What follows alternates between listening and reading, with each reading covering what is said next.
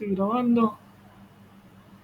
Vamos a comenzar con la clase, después vemos si podemos, aunque sea, ver algún breve ejemplo del software. Hoy vamos en la unidad 8, la parte de impacto ambiental. Principalmente vamos a ver los distintos conceptos de lo que significa un análisis de ciclo de vida. Eh, Así que, bueno, lo van a encontrar en inglés como LCA, Life Cycle Assessment o Life Cycle Analysis. Y bueno, vamos a ir de a poquito tratando de, en el transcurso de la clase, ir conociendo algunos conceptos. Obviamente, la idea es interiorizarse con la temática, es una temática muy compleja, muy abarca un montón de temas. Está bueno que la conozcan, pero tampoco se puede profundizar al nivel de poder realizar un análisis de ciclo de vida completo, que es algo que lleva tiempo. Por ahí, antes de comenzar bien con la temática, vamos a ver algunas cuestiones asociadas puntualmente a lo que es calentamiento global, una de las categorías de impacto que se analiza en un análisis de ciclo de vida. Fundamentalmente porque, por un lado, es la que mayor publicación está generando, la que abarca o tiene mayor interés en la comunidad científica, por todas las consecuencias que está generando el calentamiento global asociado al aumento de la concentración de gases de efecto invernadero sobre la actividad humana. En este balance o el budget de carbono sería el presupuesto de carbono, si se lo tiene que traducir. En realidad es como un balance de ingresos y egresos de los distintos compartimentos del sistema climático, desde la parte del suelo, de los océanos, el agua y la atmósfera, donde se ubica las distintas cantidades de carbono. Acá están cantidades de carbono justamente, no está como dióxido de carbono. Tener en cuenta, acá yo le agregué acá abajo a la izquierda la fracción.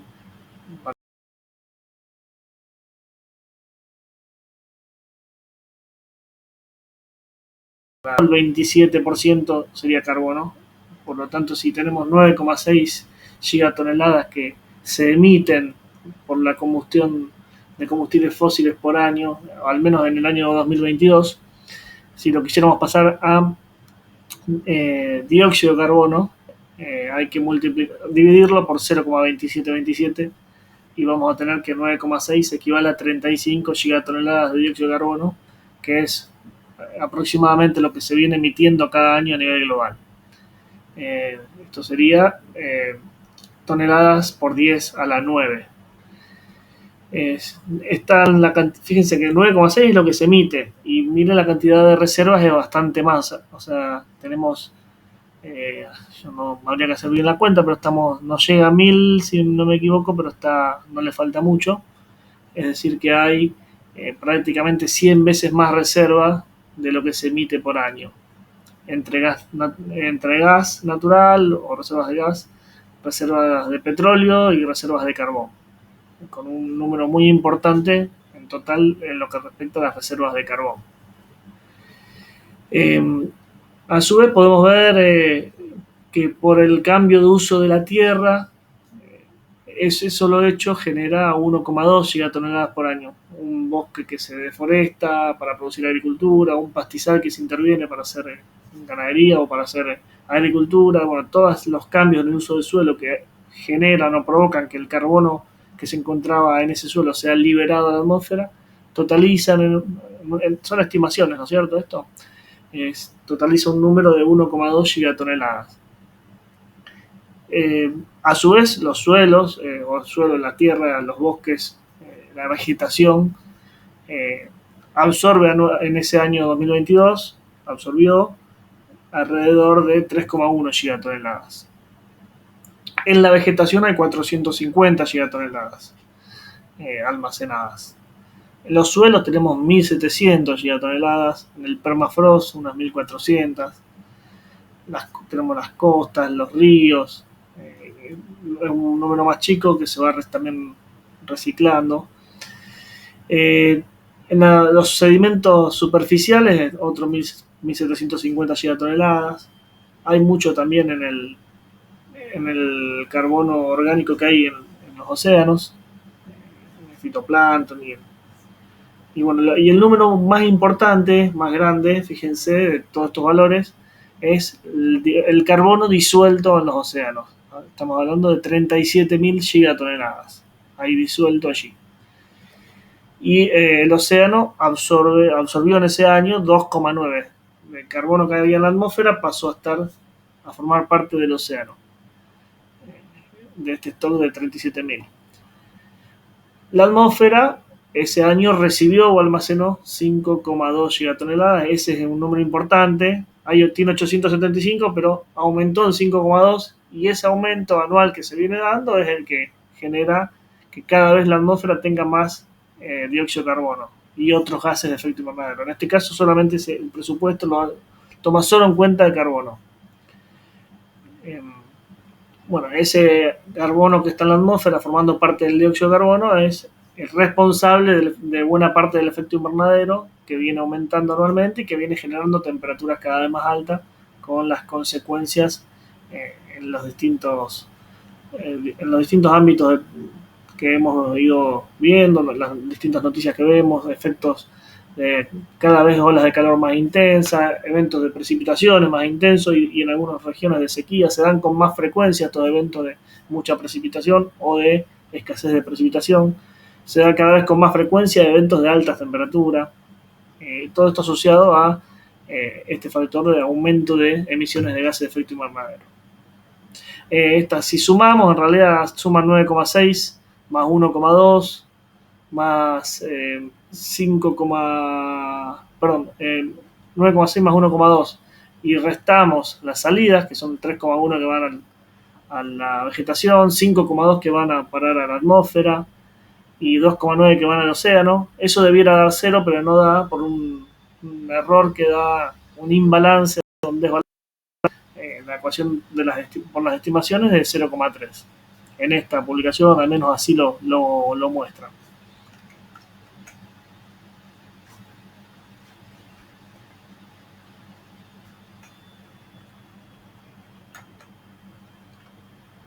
Por las dudas, ¿me escuchan? Yo, pues, se me congeló la imagen. ¿Me escuchan bien, no?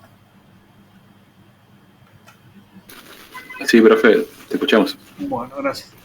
Bueno, en lo que respecta a Argentina, por ahí después preguntarán por qué voy un poco a los números, a la parte económica. Y bueno, en realidad ahora vamos a ver un ejemplo y por qué creo que es importante tener en cuenta la parte económica, que en realidad es algo que se cuantifica bastante más y tiene una relación con la parte ambiental.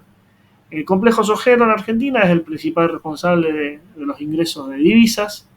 Fíjense, solo de complejo de soja tenemos 4.000 millones de dólares, 4.168 ingresados en el año pasado por aceite de soja, 8.000 por las harinas, un número importante. Bueno, el poroto de soja sin procesar, 1.000 millones. Totalizando en 2023, fíjense que bajo fue respecto al año anterior, casi a la mitad cayó por el efecto de la sequía, 2023 respecto a 2022. En la composición del poroto de soja, 37% de proteína, 20% de aceite. Fíjense, hoy hablábamos las clases anteriores de fibra detergente neutro, lo que era pared celular. Bueno, puntualmente en este tipo de producto la pared celular no es tan relevante. El grueso está en el contenido del citoplasma, el contenido celular, donde están los aceites y las proteínas. Y bueno, en este ejemplo, de un año al otro, pasó de ser casi el 30% en 2022 de las exportaciones, de los ingresos de divisas, perdón, pasó a estar apenas arriba del 20%. Lo mismo pasó con el complejo triguero, también afectado por la sequía. Y acá podemos ver lo mismo, 2022, donde era un 24.800 millones de dólares, era el 28%, versus 2023. A ver cuando se me descongela la imagen.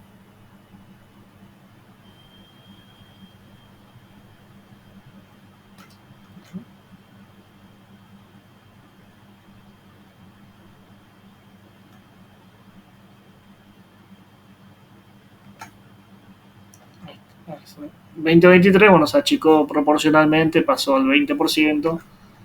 Fíjense que el maíz estaba en segundo lugar con 10% y pasó por una caída también muy importante por la sequía, a un cuarto lugar de ingreso de divisas, un 9,6%, 6.400 millones, cuando había llegado a 9.500 en 2023. Bueno, ¿por qué si tenemos que hablar de ambiental, por qué voy a este tipo de números que está, esto es del INDEC, que está recontra, digamos, bastante bien eh, relevada la información? Porque para producir soja en 2022 se gastaron la misma cantidad de insumos que en 2023.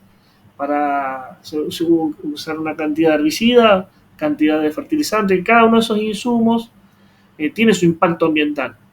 Si para obtener esta cantidad de millones de dólares, en realidad sería una cantidad de eh, toneladas de soja, pero sería de alguna manera equivalente. Para obtener, se gastó la misma cantidad, pero se obtuvo casi la mitad de la producción. Quiere decir que la soja del 2023, las emisiones asociadas o la huella de carbono, si se quiere, de esa soja de 2023 fue mucho más impactante en términos de impacto ambiental. Generó mucho más impacto un kilo de soja de 2023 que un kilo de soja de 2022, porque se le gastó prácticamente la misma cantidad de insumos que requieren que tienen su sistema productivo, su procesamiento, que se generan emisiones para extraer las materias primas, para obtener una tonelada de fertilizantes. En 2022 se gastaron se produjeron las mismas emisiones que para 2023, pero rindió mucho menos. Por cada 100 kilos de fertilizante que se usa en la siembra en 2023 se obtuvo la mitad de producción que en 2022. Y así para todos los insumos. Con lo cual, al ser las bioenergías en general, o los productos agropecuarios en general, estar tan afectados por la campaña, por cómo se desempeña la campaña, por los rendimientos de la campaña, bueno, van a tener mucho más impacto ambiental aquellos que se hayan producido en una situación de muy bajos rendimientos que en una situación de altos rendimientos.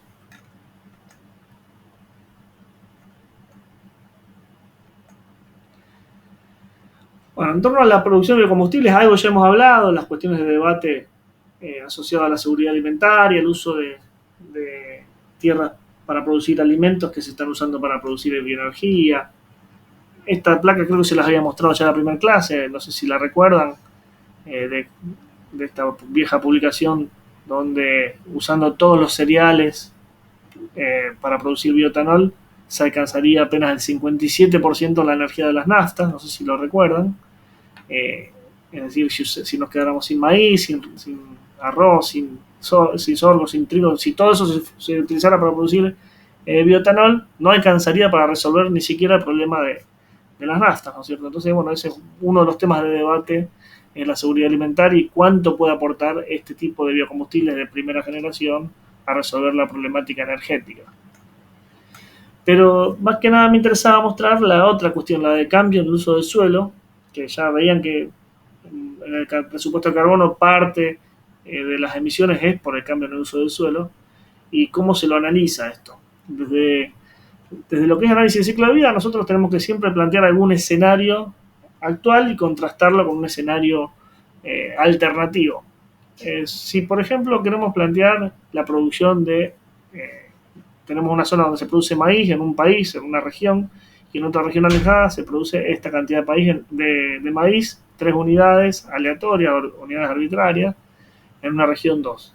En amarillo sería la zona agrícola de una región y en azul tenemos los bosques y pastizales que en teoría hay que tratar de conservar como tal para evitar que el cambio en el uso del suelo de esos bosques o pastizales libere dióxido de carbono. A ver si...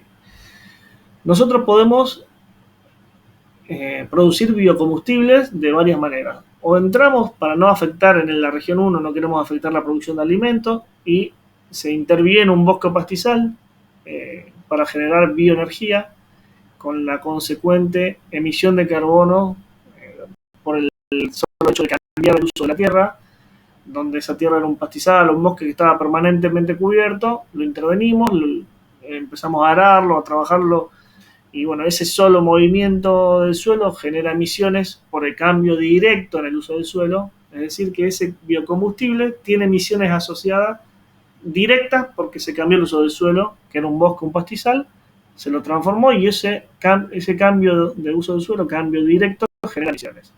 A esas las llamamos emisiones por el cambio directo en el uso del suelo. Si por el contrario, bueno, eso genera obviamente emisiones de dióxido de carbono. El otro caso es, bueno, vamos a suponer que no queremos, este país 1, esta región 1 es muy restrictiva, no se pueden tocar los bosques ni pastizales en nuestra región porque queremos cuidar que no se generen emisiones por cambio en el uso del suelo. Entonces, ¿qué hacemos? Vamos a sacar zona agrícola para producir bioenergía, con lo cual vamos a producir menos maíz. Acá hay 12 unidades arbitrarias de maíz, se perdieron 3. Porque esas 3 unidades arbitrarias de maíz se destinaron a producir bioetanol de maíz, por ejemplo. Ahí, bueno, no tenemos un cambio en el uso del suelo en la región 1. Pero esto, ¿qué va a suceder? Si hay una faltante de 3 unidades de maíz, el mercado global lo va a ver como un escenario alcista en el precio, porque empieza a faltar ese producto. Empieza a ser menor la producción de producto, sube el precio y se estimula o se ve fomentada la producción en otras regiones. Con lo cual, una región 2, donde tal vez sea menos restrictiva, donde no haya una legislación que ampare bosques y pastizales, puede verse estimulada como consecuencia de lo que sucedió en la región 1 a intervenir un bosque pastizal por esa faltante de maíz que genera esa estimulación por el alza en el precio del cereal. Ese cambio en la región 2 es un cambio indirecto en el uso del suelo, pero el disparador original es el cambio en una decisión tomada en otra región. Entonces a esto llamamos cambio indirecto en el uso del suelo. En el análisis de ciclo de vida, si bien no está en las normas ISO que vamos a mencionar del año 2006, no está explicitado, después ya hay mucho trabajo al respecto y se define como 2 enfoques, que no solamente va para lo que es el uso del suelo, va para un montón de otras cuestiones de un análisis de ciclo de vida. El análisis de ciclo de vida atribucional, que es lo que hicimos el primero, lo que cuantifica el impacto directo, o sea, lo que sucedió en el esquema del medio, se lo puede analizar en un enfoque atribucional. Cambiamos, intervenimos un pastizal, vemos las emisiones y eso es el cambio directo en el uso del suelo. Se puede analizar desde un enfoque atribucional. Las emisiones que genera ese biocombustible porque se cambió directamente, se tuvo que intervenir un pastizal, entonces a ese biocombustible hay que asignarle las cargas ambientales por esa intervención. El otro enfoque, donde hay que ver un escenario, digamos, no hay una matemática que diga que la región 2 se modificó por lo que sucedió en la región 1. Hay una serie de modelados y hay una serie de supuestos de mercado donde uno tiene que tratar de estimar teóricamente qué puede pasar por un cambio en una producción. Queremos hacer un análisis de ciclo de vida de ese biocombustible producido en la región 1, en la zona agrícola, y estamos teorizando de que eso puede generar o desencadenar que en otras regiones aumente se intervengan bosques o pastizales en otras regiones. Entonces, esas emisiones, por lo que sucede en la región 2, como consecuencia de lo que hacemos en la región 1, se hace bajo un enfoque consecuencial, no atribucional, sino consecuencial.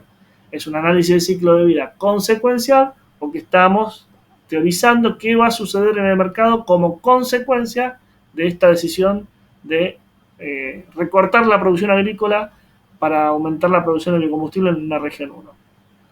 Obviamente esto genera un montón de discusión de si está bien el atribucional, si hay que ir por un consecuencial, porque en realidad si es atribucional con el ejemplo 3, a ese atribucional no le vamos a, si el enfoque es atribucional, a ese biocombustible en el tercer esquema, en este que tenemos acá, no le va a asignar ningún tipo de carga ambiental a ese bioetanol producido por pasar una hectárea agrícola de maíz a producir maíz, pero para bioetanol. No le va a asignar si es atribucional. Solo se le asigna lo que sucede en teoría en otra región si vamos a un enfoque consecuencial. Y obviamente que la ecuación de cuántas emisiones genera va a ser muy distinta bajo un enfoque que bajo el otro.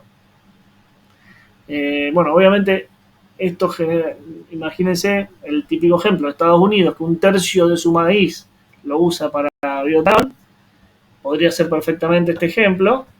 Estamos usando una gran cantidad de maíz que podríamos venderlo al mundo y eso haría que baje el precio del maíz y inhibiríamos esto que sucede en una región 2, por ejemplo.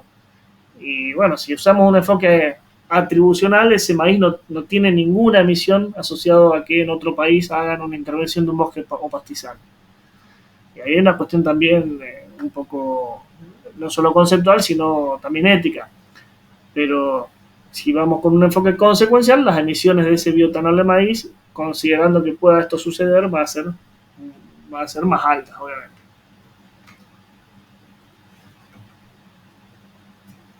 No sé si queda claro los ejemplos o los enfoques.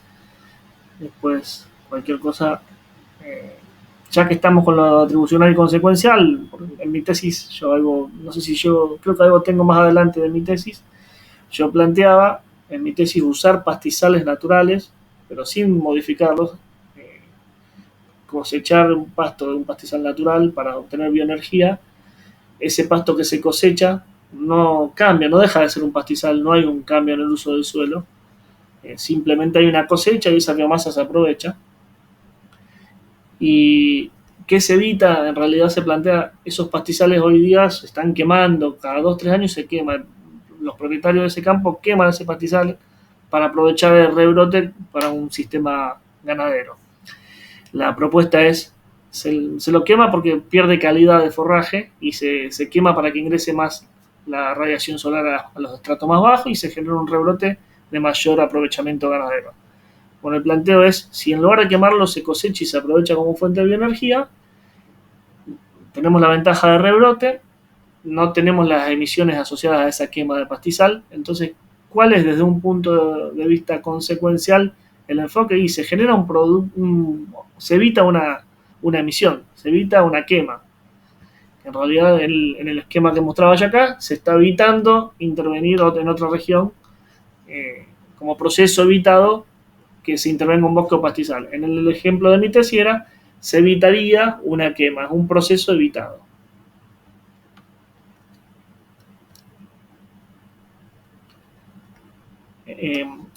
Acá en realidad con este esquema no es que se evita, sino que como consecuencia de esto se producen estas emisiones. Pero es como consecuencia de la decisión. En el caso del pastizal que yo les planteaba, como consecuencia de la cosecha, se está evitando que se queme un pastizal porque se lo está aprovechando. Entonces ahí hay un proceso evitado que es favorable que se evite.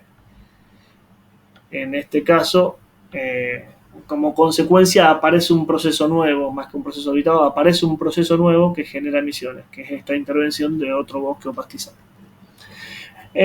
Dentro del 100% de las emisiones a nivel global de los gases de efecto invernadero en general no solo dióxido de carbono, el sector más relevante, el que más emisiones genera, es el de la energía. Se lleva prácticamente 3/4 de las emisiones están asociadas al sector de la energía en sus distintas dimensiones, desde energía para la construcción, energía para el transporte, para su uso en la industria. Bueno, el sector de la agricultura se lleva un 18,4%, buena parte de esto es justamente deforestación, quema de cultivos, cultivo de arroz que genera metano, lo que es el manejo en ganadería, que también genera metano, es de lo más relevante, 5,8 dentro de lo que es agrícola.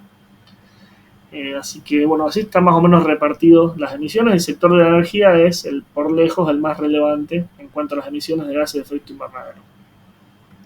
Fíjense que acá habla de dióxido de carbono equivalente, vayan guardando este concepto. No es solo dióxido de carbono, es dióxido de carbono equivalente, que es como el dióxido de carbono es la molécula de referencia para este impacto, para el calentamiento global, las demás moléculas que generan efecto invernadero se transforman por un multiplicativo, por un factor de caracterización, en kilos de dióxido de carbono. Si el metano equivale a 21, un kilo de metano equivale a 21 kilos de dióxido de carbono, su factor de caracterización es 21, entonces todo el metano se transforma al equivalente de dióxido de carbono y arroja una actividad como resultado la cantidad de dióxido de carbono equivalente que genera, que incluye todas las emisiones.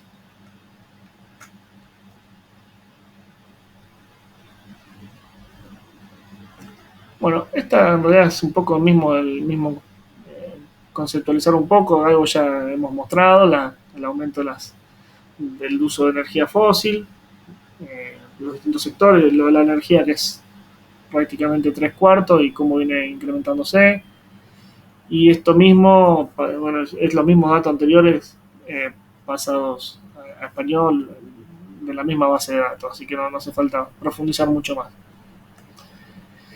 Acá lo que podemos ver es las distintas moléculas que generan calentamiento global. En azul tenemos el dióxido de carbono.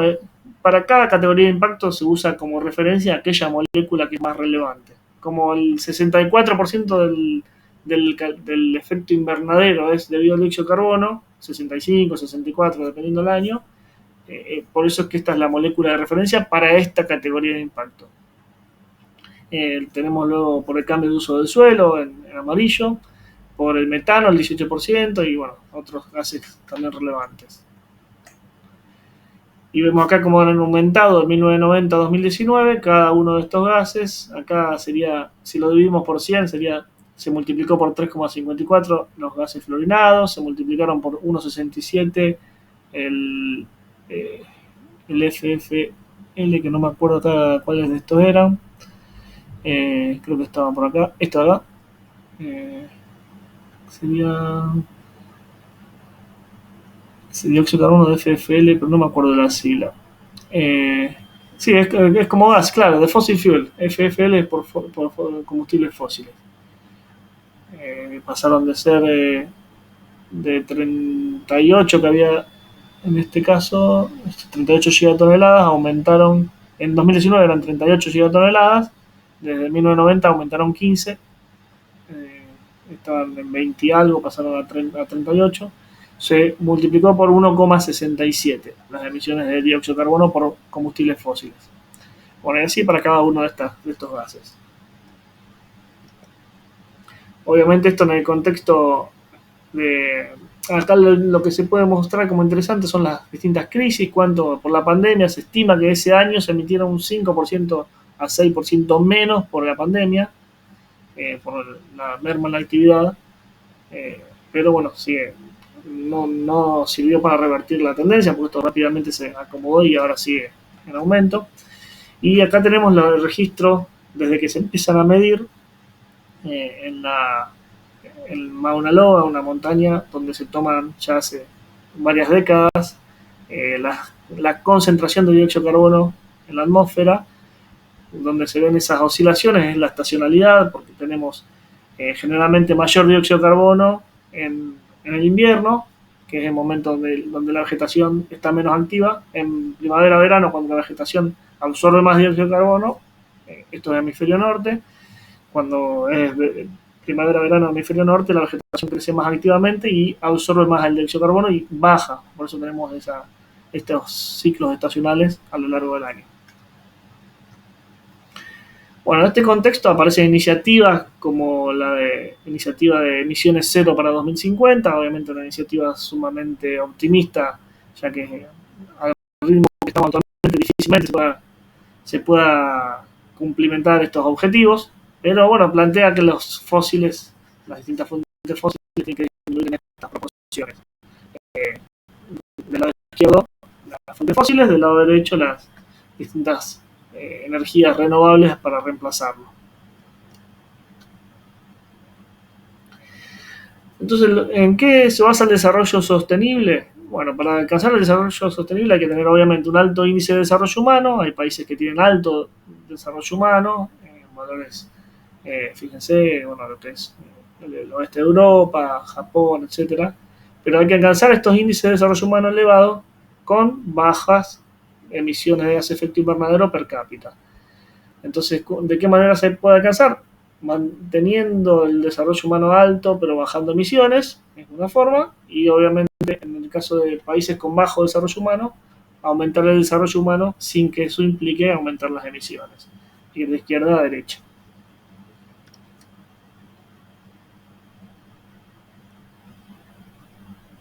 En la línea se ve a escala global cuál ha sido el promedio de índice de desarrollo humano versus las emisiones globales de gas de efecto invernadero per cápita.